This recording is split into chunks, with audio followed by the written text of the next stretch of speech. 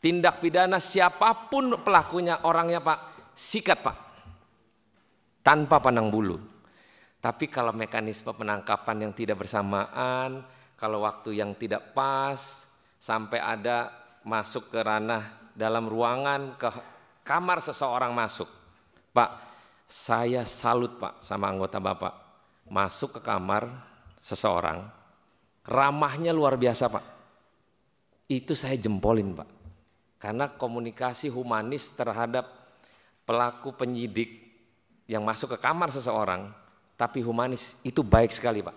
Dia terkait OTT yang kita pahamin adalah tertangkap tangan di seketika waktu, bersamaan. Bukan pada pisah tangan antara tempat satu dengan tempat yang lain. Kan terjadinya OTT yang kita pahamin adalah tempat terjadinya transaksi yang dilakukan di waktu yang sama. Terjadinya penangkapan yang memang mestinya, apakah bapak-bapak di penyidik tidak menunggu waktu ruang yang pas dalam suasana yang kiranya mungkin, saya contohkan Pak, kami lagi waktu Rakernas Pak. Kan penangkapan di waktu yang sama tapi beda tempat. Kenapa akhirnya ketua umum saya memerintahkan saya untuk menyampaikan secara langsung. Secara logika, tindak pidana yang dilakukan yang bersangkutan, mungkin di saat yang sama Bapak tangkap. Kalau ada orangnya Pak, lebih baik di waktu yang sama tangkap semua Pak. Jadi terminologi OTT ini sebenarnya kami tidak pernah menyampaikan pimpinan. Ini adalah terminologi yang mungkin menjadi sebuah kebiasaan gitu, budaya atau ya masyarakat menganggap ini adalah sebuah istilah gitu, OTT, operasi tertangkap tangan.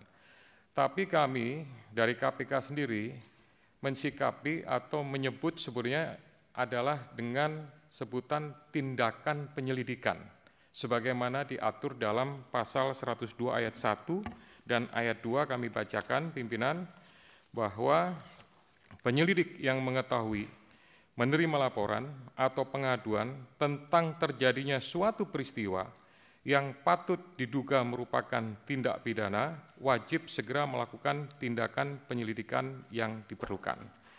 Kami laporkan juga bahwa penanganan masalah pemberantasan tindak pidana korupsi ini, jadi kami berpikirnya secara normatif sistematis. Artinya bahwa normatif sistematis ini adalah perbuatan yang digolongkan kepada extraordinary crime. Oleh karena itu maka penanganan, cara-cara penindakannya pun kami juga lakukan secara extraordinary crime, tapi dengan batasan berdasarkan aturan, norma, undang-undang yang menjadi payung hukum yang bisa dilakukan oleh Komisi Pemberantasan Korupsi. Datang ke kamar seseorang mengatasnamakan penyidik Pak. Berarti itu palsu berarti ya? Bukan anggota. Jam 3:30 loh Pak. 3:30 dia datang ke kamar seseorang mengatasnamakan penyidik KPK. Jadi kalau tadi Pak Ketua menyampaikan itu bukan anggota, berarti itu palsu, mengatasnamakan penyidik dari KPK. Karena 3 orang datang. Jam 01.40 di lobi, berbondong-bondong Pak. Saya takut Pak, ini jadi keributan. Karena suasana yang tidak seharusnya terjadi. Download Tribun X sekarang, menghadirkan lokal menjadi Indonesia.